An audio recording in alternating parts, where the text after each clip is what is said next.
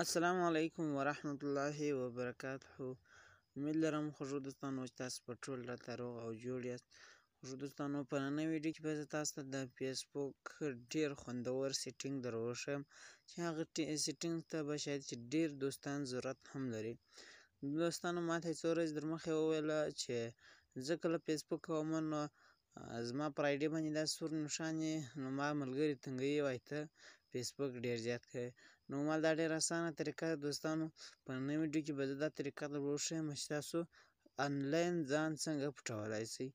یعنې که تاسو فیسبوک خلاص هم کړئ او تاسو فیسبوک هم کوئ هېچا ته به پته هم نه لګېږي، هغه سور ټکی به نه ورته رااړوي، که په مسنجر کې که په فیسبوک کې.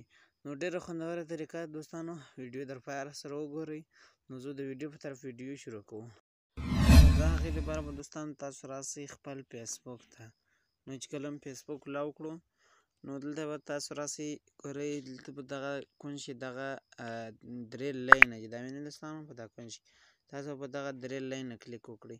چې کله هم په دې کلیک وکړو دوستانو تاسو ته به دغسې صفحه خلاصه شي، تاسو به دا داسې لوړ کاش کړئ. ښه دوستانو چې کله هم دا لوړ کاش کړئ نو دلته به راسئ دا سیټینګز اینډ پریویزي، یعنې څوک ورته ګرارۍ وایي څوک ورته سیټینګ وایي. نو تاسو به په دغه کلیک وکړئ. کله چې په دې کلیک وکړو تاسو به دغه صفحه خلاصه تاسو به بیا راسئ صرف په دا سیټینګ به کلیک وکړئ. دا وینئ دوستانو په دا سیټینګ چې کله کلیک وکړو یعنې د خپل فیسبوک سیټینګ به کلاو کړئ.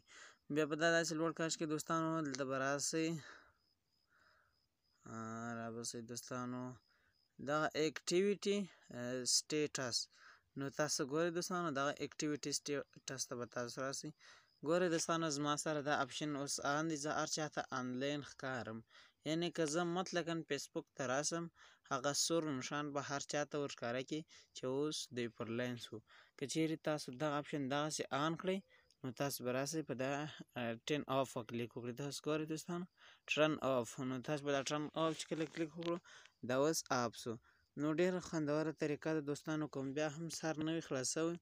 دا ګورئ دوستانو چې خپل فیسبوک مو کلاو کړئ رابسئ دلته دغه درې لاینو ته، درې لاینو مو کلیک کړه، سیټینګز ته به راسئ. سیټینګ چې مو کله کلاو کړو دغه اپشن به پیدا کړئ، دا به داسې لوړ کش کړي. ډېره اسانه طریقه ده. ګورئ اکټیویټي سټیټس، نو دلته په دغه چې کوم داسې دغه چې دی هلته کوچنی ټکی هم ورسره لري چې یاره دغه ټکی دلته تاسو آف کولی شئ. نو تاسو به دغه داسې کلیک کړئ نو دا به دغسې وي، دا به داسې څنګه کوئ آف کړئ. نو بیا به تاسو هېچا ته هم نه ښکاري چې هر کله تاسو فیسبوک کوئ هغه ته به پته نه لګېږي چې اوس دا زما ملګری فیسبوک کوي که نه.